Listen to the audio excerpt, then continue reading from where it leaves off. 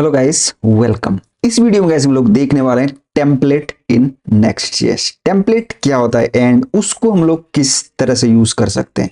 तो चलते हैं गाइस एंड देखते हैं। तो टेम्पलेट को एक तरह से यहाँ पे आते हैं, ठीक है। एंड हमारे पास पहले हम लोग लेआउट देखते हैं, क्योंकि जो टेम्पलेट होता है वो सिमिलर टू लेआउट होता है, ठीक है।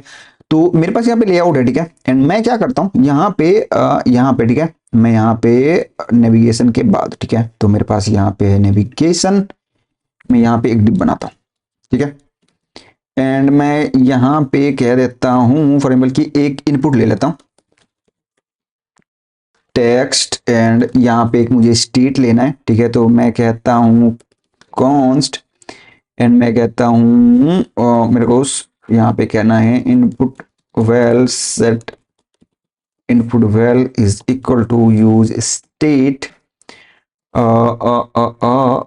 ओके, एक काम करते हैं, हम लोग यहाँ पे नहीं लेते हैं, ठीक है। हम लोग यहाँ पे नहीं लेने वाले हैं, तो इसको हटाते हैं यहाँ से, ठीक है। हम लोग यहाँ से इसको हटाते हैं क्योंकि हमें इसको क्लाइंट कंपोनेंट बनाना पड़ेगा, जो कि हम नहीं चाहते हैं।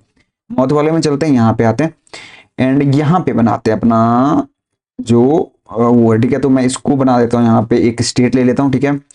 एंड यूज स्टेट इंपोर्ट कर लेते हैं यहाँ से, use state sorry use state. And इसको हम लोग यहाँ से इंपोर्ट कर लेते हैं, कहाँ से, इंपोर्ट रिएक्ट से, ठीक है।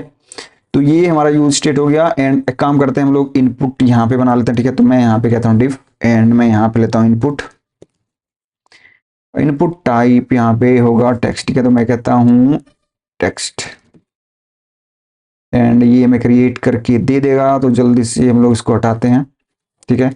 यहाँ पे आएगा हमारे पास ऑन चेंज, हमारे पास आएगा यहाँ पे इवेंट सेट इनपुट वेल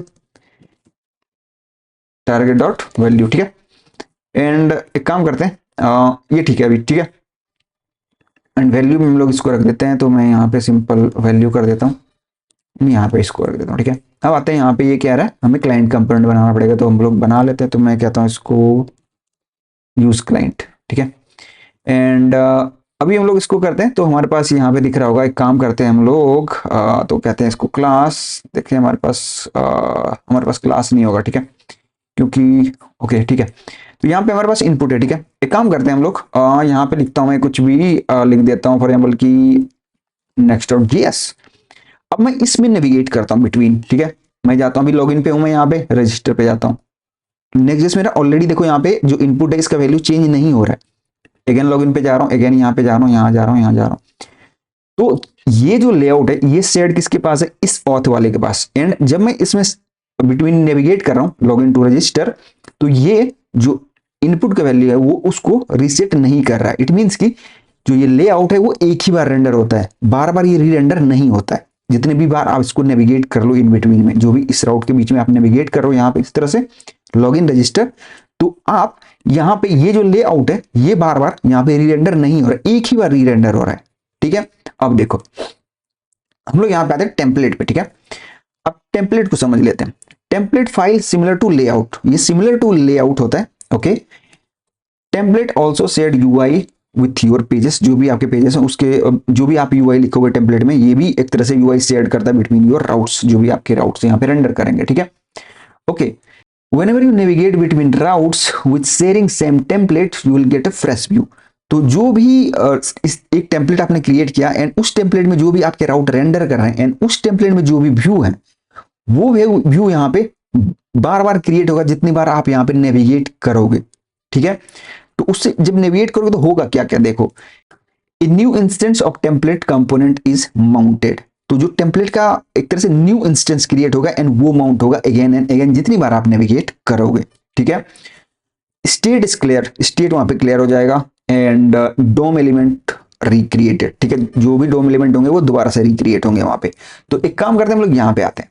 तो अब हम लोग यहाँ पे क्या करते हैं, इसको मैं कर देता हूँ क्या, रीनेम, एंड मैं कहता हूँ template.tsx, ओके। एंड ये सेम ही रहता है, ठीक है। मैं यूज इंपोर्ट यस, ठीक है। तो ये सेम ही लेआउट की तरह ही होता है, जैसे कि मैंने बताया था, इसके पास भी चिल्ड्रन आता है एंड यहाँ पे रेंडर होता है। तो ये टेम्पलेट किसके लिए, इस ऑथ के लिए है। एंड अब मैं जब इसको चेंज करूंगा तो देखो होगा क्या, एक काम करते हैं इसको हटाते हैं एंड यहाँ पे कुछ दिक्कत आ रहा है, इसको सेव कर लेते हैं, यहाँ पे आते हैं एंड रिफ्रेश करते हैं। तो यहाँ पे हूं मैं, देखो अभी भी है हमारे पास, तो मैं यहाँ भी लिखता हूं next.js, जाता हूं लॉगिन पे, आपका जो इनपुट था वो क्लियर हो चुका है एंड जो व्यू था वो दोबारा से री रेंडर होता है अब यहाँ पे। तो इस यही मैंने बताया था, जो स्टेट हो यहाँ पे वो क्लियर हो जाएगा एंड जो इनपुट होगा, डोम एलिमेंट होगा, वो रिक्रिएटेड होगा। तो ये टेम्पलेट जब यूज करते हो आप, तो क्या होता है वहां पे, जो ये टेम्पलेट है वो जितनी बार आप नेविगेट करोगे वो बार बार री रेंडर होता रहेगा, लेकिन लेआउट ये री रेंडर बार बार नहीं करता है। तो ये डिफरेंस है लेआउट एंड टेम्पलेट में, ठीक है, ओके।